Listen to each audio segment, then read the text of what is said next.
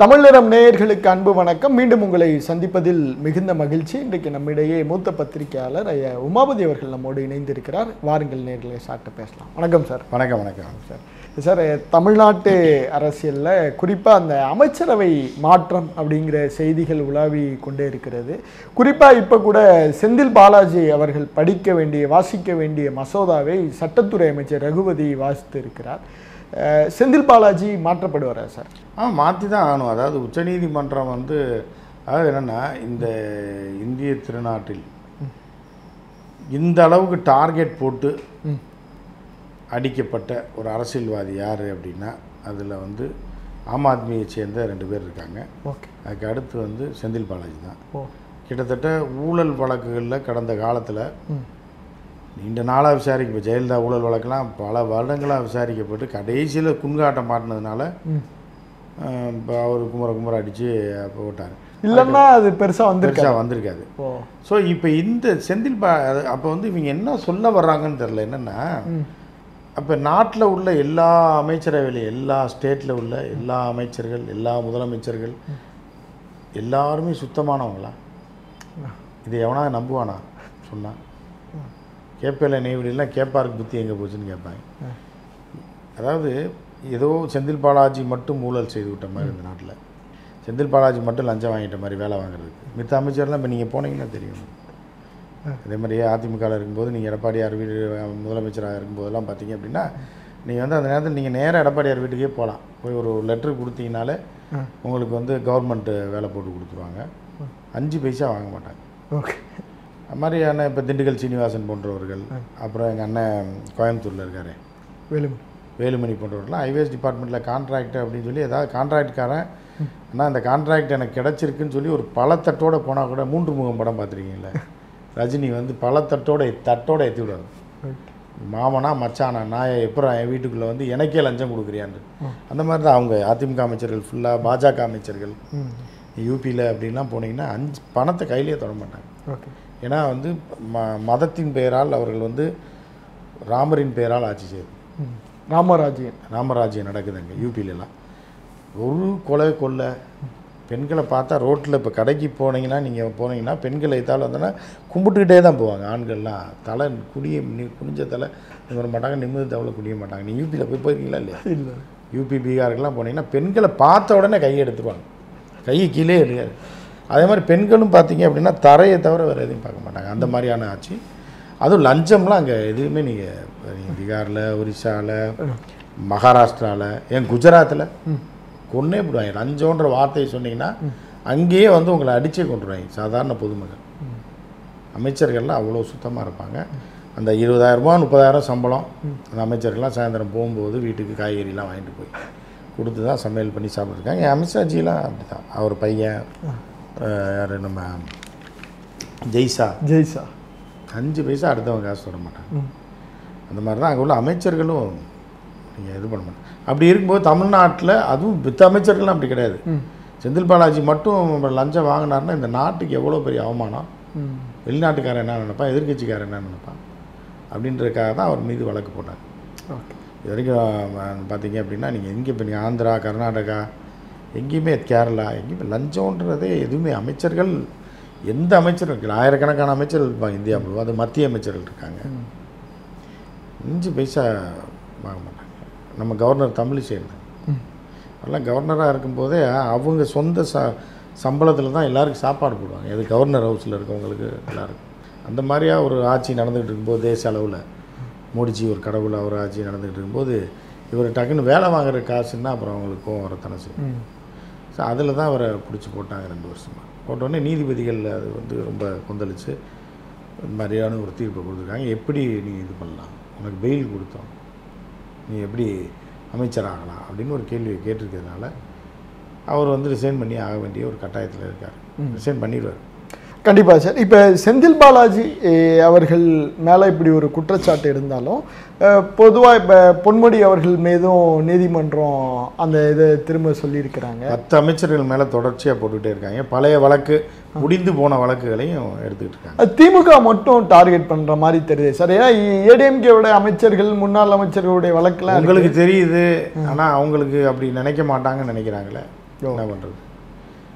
திமுக தான் டார்கெட் பண்ணி திமுகவை அழிப்பதற்காகவும் திராவிட கட்சிகளும் திராவிட இயக்கங்களையும் தமிழர்களையும் அழித்தொழிப்பதற்கான அஜெண்டாவில் இது ஒரு பகுதி. ஓகே, அப்படி தான் இருக்குது. ஸோ அப்போ நீங்கள் வந்து நீங்கள் கேட்கலாம், அப்போ இவர்கள்லாம் சுத்தவான்களா, லஞ்சம் வாங்கலைன்றீங்களா, அவர் தூய்மையான்களான்னு கேட்கலாம். அப்போ நம்ம என்ன கேட்கலாம், நீ தூய்மையானாலான்னு நம்ம கேட்குறோம். அப்போ நீ வந்து எல்லாத்தையும் ஸ்வீப் பண்ணி தூக்கு, காஷ்மீர்லேருந்து கன்னியாகுமரி வரைக்கும் தூக்கு எல்லாத்தையும். யார் யார் ஊழல் பண்ணி குஜராத்தில் தூக்கு. முண்டை முழிக்க ரோட்டில் ஹைவே ரோட்டில் டோல்கேட் கட்டி பல 1000 கோடி அடிச்சுட்டு போனாங்களே, ஒரு ஸ்டேட்டில் நடந்திருக்கு அந்த மாதிரி. ஹைவே ரோட்டில் ஓரத்தில் இந்த நம்ம டோல்கேட்லாம் பார்த்தீங்கன்னா வெள்ளரிக்காய் கடை போட்டிருந்தாலே போலீஸ்காரன் வந்துடுவான். ஆமாம், அடிச்சு எங்கேயோ எதுக்கு இங்கே போட்டிருக்க அடித்து தூக்கிட்டுருவான். அதுக்கப்புறம் தொடர்ந்து சரி போய் தொலைதுன்னு சில இன்ஸ்பெக்டர்கள் நல்லவர்கள் இருப்பாங்க. சரி ஏதோ ஒரு ஓரத்தில் எங்கே பாரு ரோட்டு பக்கம் வரக்கூடாது, ஓரத்தில் கடை போட்டு பார்த்துருப்பீங்க, நவாப்பழம், கொய்யாப்பழம், வெள்ளரிக்காய் வைப்பாங்க. சரி ஏழைகள் பழச்சிட்டு போகிறாங்க. சில காவல்துறையினை சேர்ந்த அதிகாரிகள் பாவப்பட்டு விட்டுருவாங்க. சில அதிகாரிகள் வேணே வந்து அடிச்சு தூக்குவாங்க. அதாவது டோல்கேட்டு பக்கத்தில் வெள்ளரிக்காய் கடை போட்டாலே அடிச்சு தூக்கிறான் தமிழ்நாட்டில். அவங்க டோல்கேட்டே போட்டிருக்காங்க, போட்டு பூத்து வச்சு வேலைக்கு ஆள் போட்டு சம்பாதிக்க விட்டியே. இதெல்லாம் எந்த கணக்கில் வருது? இதெல்லாம் நீ ஏன் பார்க்கல? ஹைவே காரணம் இல்லையா வருஷ கணக்காங்க? டெய்லி டியூட்டிக்கு எந்த வழியாக போனால், அந்த டோல்கேட் வழியாக போனால் ஹைவேஸ்காரனுக்கு தெரியாதா? ஒன்றும் வேணாம், நீங்கள் தமிழ்நாட்டில் ஹைவே பெட்ரோல்னு சொல்லி ஒரு வண்டியில் பெயிண்ட் அடித்து போனீங்கன்னா 2வது டோல்கேட்லேயே உங்களை பிடிச்சிருவான் நம்பரை வச்சு. ஆனால் இவங்க டோல்கேட் போட்டு கொள்ளையடிச்சிருக்காங்க அப்படின்னா, அது ஒரு ரோடு போடுறதுக்கு 9000 கோடி செலவு பண்ணாங்க பாருங்கள். 1 கிலோமீட்டர் ரோடு போடுறதுக்கு 8 கோடி ஒதுக்கி இருந்ததை 24 கோடி அடித்தாங்க. கிலோமீட்டர் ரோடு போடுறதுக்கு 24 கோடி. இதெல்லாம் இந்த கொள்ளையெல்லாம் ஏன் இது பண்ணல, ஏன் நீதிமன்றத்துக்கு போல், ஏன் வந்து வழக்குகள் எடுக்கப்படலை அப்படின்ற கேள்வி. அப்போ நீங்கள் வந்து செந்தில் பாலாஜி லஞ்சம் வாங்கியிருக்காரு, ரைட்டு வச்சுக்கோங்க. அப்போ வேறு யாரும் வாங்கலை, எல்லாத்தையும் நீ பிடி. குஜராத்காரன் மேலே கேஸ் போடு, நீ ஆளக்கூடிய கொள்ளையடிக்கக்கூடிய உத்தரப்பிரதேசில் கேஸ் போடு, பீகாரில் போடு, எல்லாம் யோக்கியவானா? ஒரு பொம்பளை ரோட்டில் நடமாட முடியல, 12வது படித்த பிள்ளைங்கள அதோடு நிறுத்திடுறீங்க. கல்வி அறிவு 30% கூட இல்லை, 40% கூட இல்லை. ஏன்னா அங்கே உள்ள இப்போ நாட்டிலே கேடுகட்ட கேவலமான ஒரு மாநிலத்தை சேர்ந்த ஒரு நபரை கொண்டு இங்கே கவர்னராக போட்டு வச்சு உச்சநீதிமன்றம் கொட்டுன்னு கொட்டி வச்சுருக்கேன். அந்த ஆள் மேலே நடவடிக்கை இல்லை, அந்த ஆள் வாய்க்கு வந்து பேசிகிட்டு இருக்காரு, அது மேலே நடவடிக்கை எடுக்கலை அப்படின்றத நம்ம எல்லாத்தையும் செந்தில் பாலாஜியும் உள்ள வைங்க, அது வேறு விஷயம். இவ்வளோ சொல்லும்போது நீங்கள் எல்லாரும் மேலும் நடவடிக்கை எடுத்தால் தானே உங்களுக்கு மக்களுக்கு வந்து ஒரு நம்பிக்கை வரும். குறிப்பாக சார் இந்த அமைச்சரவை மாற்றத்தில் பிடிஆர் கொஞ்சம் அதிருப்தியாக இருக்கிற மாதிரி, ஏன்னா அவருடைய தொடர்ந்து சட்டசபையில் அவருடைய பேச்சுகள் ஒரு அதிருப்தியாக இருக்கிறார். அவருக்கு வந்து இவருடைய துறைகள்லாம் மாற்றி தரப்படும் அப்படிலாம் சொல்லப்படுது. யார் யாருக்கெல்லாம் வாய்ப்பு இருப்பதா நீங்கள் நினைக்கிறீங்க சார்? இல்லை, யார் யாருக்கு வாய்ப்பு இருக்குன்னு ஜோசியை நம்ம சொல்ல முடியாது. பிடிஆருக்கு ஒரு மாற்றம் வருவதற்கான வாய்ப்பு இருக்குது. ஓகே, இப்போ செந்தில் பாலாஜி கட்டாயம் பதவி விட்டு போயாகணும். ஓகே, ரிசைன் பண்ணிடுவார். ரிசைன் பண்ணிட்டாருன்னு சொல்லுவாங்க. திங்கக்கிழமை அந்த லெட்டரை கொடுத்துட்டு அங்கே ரிசைன் லெட்டர் அனுப்பிட்டாருன்னு சொல்லுவாங்க. அதனால் அவர் போய் தான் ஆகணும். ஏன்னா அவர் ஜெயிலுக்கு போகணும், இல்லைன்னா பெயிலில் இருக்கணும் அப்படின்றது தான் அவர்களோட மெயின் நோக்கம். என்ன அப்படின்னு பார்த்தீங்கன்னா, பாரதிய ஜனதா கட்சிக்காரனோடது நாளைக்கு செந்தில் பாலாஜி பிஜேபியில் திங்கக்கிழமை சேர்ந்தா கூட செவ்வாய்க்கிழமை புனிதவானம் ஆயிடுவார். வாஷிங் மிஷின் ஆச்சுன்ற மாதிரி அவர் புனிதராக தேர்ந்தெடுத்துறாங்க. போப்பாண்டவரோட சேர்த்து அங்கே புனிதர் வந்து மத ரீதியாக அவர் எடுக்கிறாங்களா, அதே நேரத்தில் செந்தில் பாலாஜியும் ஒரு புனிதராக இவங்க புனிதராகிக்கிறாங்க. இப்போ பாஜகவில் சேர்றதுக்கான ஒரு அழுத்தம் தானே இது? அதுக்கு தான். அப்புறம் வேற என்ன? ஓஹோ, இப்போ ஒரு பொண்ணுக்கு லவ் லெட்டர் கொடுக்குறீங்க, அப்புறம் லவ் பண்ணுறதுக்கு தானான்னு கேட்டிங்கன்னா, லவ் லெட்டர் கொடுக்குறதுக்கு படத்துக்கு போகிறதுக்கு கொடுப்பாங்க. அந்த மாதிரி தான் இது. நீங்கள் வந்து அவர்கள் அது டார்கெட்டே அதுதானே. ஓகே, ஒரு பையன் ஒரு பொண்ணு முன்னாடியே சுற்றுறான் அப்படின்னா என்ன அர்த்தம்? 2 வேலை பண்ணுவான். ஒன்று அதை லவ் பண்ணிடுச்சுன்னா அது வந்து என்னுடைய லவ்வர் தேவதைன்றான். ரொம்ப நாள் அலைய விட்டு ரொம்ப வெறுப்பு ஏற்றிச்சுன்னா இது வந்து ஒரு மாதிரியான ஆள், ஒரு மாதிரியான டிக்கெட்டுன்றான். இது சரியான ஆள் கிடையாது. அதே வாய் தான் சொல்லும். இதை தான் நீங்கள் இங்கே பொருத்தி பார்க்கணும். அவன் கூட சேர்ந்தாட்டான்னா தூயவானா ஒருத்தன் மாறிடுவான். அவன் கூட சேரலைன்னா அவன் தான் திருடனாக மாறிடுவான். நல்லவன் கூட திருடனாக்கி விட்ருவாங்க. ஓகே, இதுதான் அவர்களுடைய பேசிக்கு. கர்நாடகாவில் தான் பண்ணாங்க, மகாராஷ்டிராவில் தானே பண்ணாங்க. இடி வச்சு வழக்கு போட்டு இது வரியா வாயில் கத்தியை விட்டு சுத்தவான்றது தான். ஓகே, புரியுதா? வந்துட்டா விட்டுருவாங்க, இல்லைன்னா வாயில் கத்தியை விட்டு சுற்றிடுவாங்க. இதான் வந்து சரத்பவார் மருமகனுக்கு பண்ணாங்க. இடி வச்சு கேஸ் போட்டு தூக்குற நேரத்தில் அடுத்த நாள் போய் ஜெயிலுக்கு போறியா கட்சிக்கு வரையா, துணை முதல்வர் பதவி என்ன சொல்கிறேன், துணை முதல்வர் தரான்ல அப்படியே போயிட்டாப்புல, கேஸையும் வாபஸ் வாங்கிடுறான். இதுக்கு மேலே என்ன வேணும்? இதைத்தான் செந்தில் பாலாஜிக்கும் பிற அமைச்சர்களுக்கும் இதை பண்ணிகிட்டு இருக்காங்க. ஓகே ஓகே சார், இந்த மாற்றத்தில் நீங்கள் சொன்ன மாதிரி செந்தில் பாலாஜி அவருடைய துறை வந்து பிடிஆருக்கு கொடுக்கப்படலாம் அப்படிங்கிற மாதிரி. இல்லை, செந்தில் பாலாஜி துறையை பிடிஆருக்கு கொடுக்கறது கஷ்டம், ஏற்றுக்க மாட்டார் அவர்.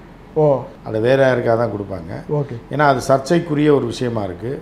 ஓகே, அப்படின்றதுனால அவருக்கு வேறு ஏதாவது டிபார்ட்மெண்ட் தான் கொடுக்கறதுக்கான வாய்ப்பு இருக்குது. இந்த இதையும் வந்து வேற ஒருத்தருக்கு கொடுப்பாங்க, அவர் கொடுப்பாங்களான்னு சொல்ல முடியாது. ஓகே ஓகே, செந்தில் பாலாஜியோட துறையை வேற யாருக்காக கொடுப்பாங்க. பொன்முடி மேலேயும் பெரிய அதிருப்தி இருக்கும் சார். இருக்குது, பொன்முடிக்கும் சில மாறுதல் வர்றதுக்கான வாய்ப்புகள் இருக்குது. துறை மாற்றம் துறை, ஏன்னா பொன்முடி மீது ஊழல் வழக்கை திருப்பி தூசி தட்டி எடுத்துட்டாங்க, அதற்கான தீர்ப்பு வந்துருச்சு, அப்பீலுக்கு தான் போயிருக்காரு. அதனால் நாளைக்கு இப்போ உச்சநீதிமன்றம் எப்படி பெயில் கொடுத்தா அமைச்சராயிருவீங்களான்னு கேட்குறது, அதே மாதிரியான ஒரு நிலை தான் பொன்முடிக்கு இருக்குது. ஓகே ஓகே, பொன்முடியும் அதே மாதிரி பெயிலில் தான் இருக்கார். ஓ, வழக்கு நிலுவையில் தீர்ப்பு சொல்லியாச்சு, அப்பீல் விசாரணை நிலுவையில் இருக்குது அப்படின்றது கட்டத்தில் அவர் மீண்டும் அமைச்சராக தேர்வு செய்யப்பட்டார். அவருக்கும் இதே நிலை வரலாம். ஏன்னா இவருக்கு இந்த நிலையை உச்சநீதிமன்றம் எடுத்த போது, எப்படி வந்து இந்த நிலைப்பாட்டை எடுத்த போது எப்படி நீங்கள் வந்து ஆகலாம், உங்களுக்கு பெயில் தானே தந்தோம், பெயில் தந்தோன்னா நம்ம அமைச்சராக தந்தோமா, எதுக்கு அமைச்சரானீங்கன்னு உச்சநீதிமன்றம் ஒரு கேள்வியை கேட்டிருக்கு இல்லையா? அதே கேள்வியை தான் ஏற்கனவே ஒரு அமைச்சருக்கு நாங்கள் சொன்னோமே. ஓகே, இப்போ இவருக்கும் அப்படி பண்ணிங்கன்னா அப்போ நீங்கள் என்ன வேணுனே பண்ணுறீங்களான்னு ஒரு கேள்வி எழலாம். ஓ, ஏன்னா இந்த வழக்கோட அப்பீலும் உச்சநீதிமன்றத்தில் இருக்குது பொன்முடியோடது. அதனால் பொன்முடியோட பதவியும் பறிக்கப்படலாம் அப்படின்றது 90% வாய்ப்பு இருக்குது, பொன்முடிய பதவி பறிக்கப்படலான்னு. ஏன்னா பொன்முடிக்கு ஒரு பக்கம் மட்டும் கிடையாது, அது இப்போ அரசியல் அழுத்தம் தர மாதிரி ஆரண்ட அவர் பேச்சு இவ்வளோ பிரச்சனையில் இருக்குது, கேஸ் அப்பீலில் இருக்குது, அதுவும் உச்சநீதிமன்றத்தில் ஏற்கனவே நூறுத்து போன கேஸை விட்டு போன கேஸை தோண்டி எடுத்து திருப்பி விசாரணை பண்ணி தண்டனை கொடுத்துருக்காங்க. அப்படி இருக்கும்போது வாயை பொத்திட்டு சும்மா இல்லாமல் இந்த மாதிரியான ஒரு சர்ச்சைக்குரிய பேச்சையும் கொண்டு போய் தீகா கூட்டத்தில் பேசி கடைசியில் வந்து சிக்கலில் மாட்டியிருக்காரு. அப்போ ரெண்டு பக்கம் அரசியல்லையும் அவருக்கு நெருக்கடி இருக்குது, அதே மாதிரி நீங்கள் பார்த்தீங்கன்னா நீதிமன்றத்துலேயும் நெருக்கடி இருக்கும்போது அவர் பதவி பறிக்கப்படுறதுக்கான வாய்ப்புகள் அதிகமாக இருக்குது. சார், இப்போ தொடர்ந்து இந்த ஊழல் குற்றச்சாட்டு அமைச்சர்களை வந்து நீதிமன்றங்கள் இப்படி பார்க்கிறது திமுகவுக்கு இப்போ ஒரு பெரிய பின்னடைவாக இருக்குமா சார்? இல்லை, பின்னடைவு தான். ஆனால் என்ன அப்படின்னு பார்த்தீங்கன்னா இது டார்கெட் போட்டு லாபி பண்ணி அடிக்கிறது. ஓ, நீதிமன்றத்தை விட்டுருங்க, ஓகே, அதை நம்ம விமர்சனம் பண்ணக்கூடாதுன்றதுனால அதை விட்டுருவோம், விமர்சனம் பண்ண வேண்டாம். ஓகே ஓகே, ஆனால் அரசியல் ரீதியாகவும் மத்திய அரசு எப்போவுமே அது காங்கிரஸ் காலத்துலேயும் சரி மாநில அரசுகளுக்கு டார்கெட் கொடுக்குற இந்த மாதிரியான இதெல்லாம் கொடுப்பாங்க. இந்த அளவுக்கு பண்ண மாட்டாங்க. அதாவது ஒரு கட்சியை வீக் ஆகிறதுக்கோ மிரட்டுறதுக்கோ சில வேலைகள் செய்வாங்க தவிர ஒரு கட்சியையே உடைத்து அந்த ஆட்சியை இது பண்ணி நாசப்படுத்தி அந்த கட்சியை சேர்ந்தவர்கள்லாம் உடைச்சி காசை கொடுத்து காசு கொடுக்குறேன் வரியா வாங்கிக்க, இல்லைன்னா பதவி தர்றேன், இல்லை ரெண்டும் தர்றேன், இதுக்கு ஒத்து வரலைன்னா ஜெயிலுக்கு போயிரு, இப்படின்றது தான் இந்த பாரதிய ஜனதா கட்சி ஆட்சிக்கு வந்ததுலேருந்து பல மாநிலங்களில் டெல்லியில் அப்படி தான் நடந்து உடச்சி விட்டாங்க. ஓகே, அருசின்ற லேடி யாருக்குமே தெரியாது, அரவிந்த் கெஜ்ரிவாலை தூக்கி உள்ளே போட்டு அதுக்கு அடுத்து இருந்த 2 லீடர்ஸை தூக்கி உள்ளே போட்டு அந்த கட்சியை நாசப்படுத்தி ஒரு டம்மி பீஸை முதல்வர் ஆக்கிற ஒரு சூழ்நிலை கொண்டு வந்து அவருக்கு மக்கள் வாக்களிக்க மாட்டாங்க, வாக்களிக்கல, அவர்களை தோக்கடிச்சிட்டாங்க. அது எலெக்ஷன் கமிஷனும் சேர்ந்து பொட்டியும் மாற்றி ஏற்றி எல்லா விதமான வேலையும் செஞ்சு இதுதான் அவனுக்கு எப்படின்னா இப்போ ஒரு செயினை இருக்கிறேன் தாலி இறக்கணும்னு முடிவு பண்ணுறவன் பின்னாடி வந்து ஒரு பைக் ரெடி பண்ணுவான், வண்டி ஓட்டுறதுக்கு ஒருத்தர் இருப்பான். அதுக்கப்புறம் இது இவர்களோட இது எப்படின்னா முன்னாடியே இன்னும் கொஞ்சம் தடையை ஒரு பொண்ணு இந்த சந்துக்குள்ளே வருது தூரத்தில் வருதுன்னா டப்புன்னு நடுவில் 4 கல்லை தூக்கி போட்டு அந்த வண்டியோடு அந்த பிள்ளையை விழுக வச்சு அதுக்கு 2 பேர் இருப்பான். அப்புறம் வந்து வண்டி விழுந்ததுக்கப்புறம் தூக்கி விடுற மாதிரி ஒருத்தன் வருவான், அதை தூக்கி விட்டு தாலி அறுக்கிறதுக்கு ஒருத்தன், அதை எடுத்துகிட்டு கொண்டு போகிறதுக்கு இன்னொரு பைக்காரன், இன்னும் பிளான் பண்ணி வச்சுருப்பாங்க. வடிவேல் காமெடியில் பார்த்துருவீங்களா, வண்டி வரும்போது உன்னை குறுக்கால விழுகணும். ஆமாம், சில நேரம் வந்து தள்ளி விழுந்துருவாங்க, விழுந்துட்டாங்கன்னா வழக்கு இழுத்துக்கிட்டே இருக்கும் பெருசாக. சில ஸ்டேட்டில் வந்து டமால்னு கரெக்டாக விழுந்துருவாங்க. இப்போ மகாராஷ்டிராலாம் கரெக்டாக வண்டி வரும்போது கரெக்டாக குறுக்கால விழுந்தாங்க, கரெக்டாக ஆட்டையை போட்டாங்க. சரத்பவார் மருமக அவனெல்லாம் பிடிச்சி கட்சியில் சேர்த்து இவனை உடச்சி அவனை உடச்சி சிவசேனா உடச்சி ஆட்சி பிடிச்சிட்டாங்க. இங்கே வந்து கொஞ்சம் தள்ளி விழுந்துட்டாங்க.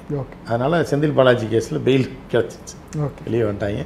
பொன்முடி கேஸில் இப்போ திருப்பியும் வருவார் நகைக்கடைக்கார மகன் இந்த பக்கம் தான் வந்து ஆகணும், ஓகே. இன்னைக்கு விழுந்துருன்னு சொல்லி இப்போ விழுந்துருக்காங்க. அதே தெருவில் தான் இருக்கு. அதே தெருவில் தான் வருவார், இந்த பக்கம் தான் வரணும்னு இப்போ பிடிச்சிட்டாங்க. Okay okay. இப்போ நீதிமன்றத்தை வச்சு இது பண்ணோன்னே நாளைக்கு திங்கக்கிழமை நகைக்கடைக்கார மகனை தூக்கி உள்ள வச்சுருவாங்க. இதுதான் நடக்கும். Okay sir. இந்த திமுக மீது இந்த தொடர் ஊழல் குற்றச்சாட்டு ஒரு அனுதாபத்தை 2026 கிரியேட் பண்ணுவேன் சார். அதுக்கான 2026க்கு இன்னும் 1 வருஷம் இருக்குது. அதனால் இப்போ அனுதாபம் பண்ண இப்போ சாவு வீட்டில் கூட 3 நாளைக்கு தான் அழுவாங்க. 4வது நாள் அவன் பாட்டு சிரிச்சுட்டு டியூட்டிக்கு போயிடுவான். அதுதான் மனித இயல்பு. ஓகே. ஹியூமன் கேட்டல்ஸோட இதுதான். கதறி செத்த அடுத்த செகண்ட் பார்த்தீங்கன்னா கதறி அழுவான். இந்த படம்லாம் பார்த்துருக்கீங்களா? இதில் ராஜ்கிரண் படத்தில் சாம்பலில் தட்டின்னு அழுவாங்க. 3-4 நாள் கழிச்சோன்னே மறந்துடும். அவர் இறந்துட்டாருங்க, அவன் நல்லா தான் இருந்தார், எங்கள் அப்பா திடீர்னு நெஞ்சு வலின்னாரு, கொண்டு போய் ஆஸ்பத்திரியில் சேர்த்தோம் அப்படின்னா. அப்புறம் 1 வருஷம் கழிச்சிங்கன்னா ஆமாங்க அவரே சேர்த்து 3 வருஷம் ஆச்சுன்றாங்க. இது மனித இயல்பு. இப்போ பாகிஸ்தானில் ஜி வந்து கூட்டம் போட்டார். சரி. வந்த உடனே இப்போ ஆஃபீஸ் போனால் லேட் ஆயிரும், ஏர்போர்ட்லேயே எல்லாரையும் வர சொல்லுன்னு இருப்பார். ஆனால் என்ன ஆச்சு பார்த்தீங்கன்னா 3 நாள் ஆச்சு, ஒன்றுமே நடக்கலை. அதுக்கு எதுக்கு இந்த இதில் வடிவேல் காவலர்ஸில் அப்புறம் ஏன்டா அவளே வர்றேன்டா, அப்புறம் எதுக்கு சுற்றி வளைச்சி எல்லாத்தையும் பொருளை பூரா உடச்சி போட்டேன்ற கதையா? அந்த மாதிரி தான் இதெல்லாம். சிலது அது உடனே முடியும், சிலது லேட் ஆக அது நீர்த்து போகும்.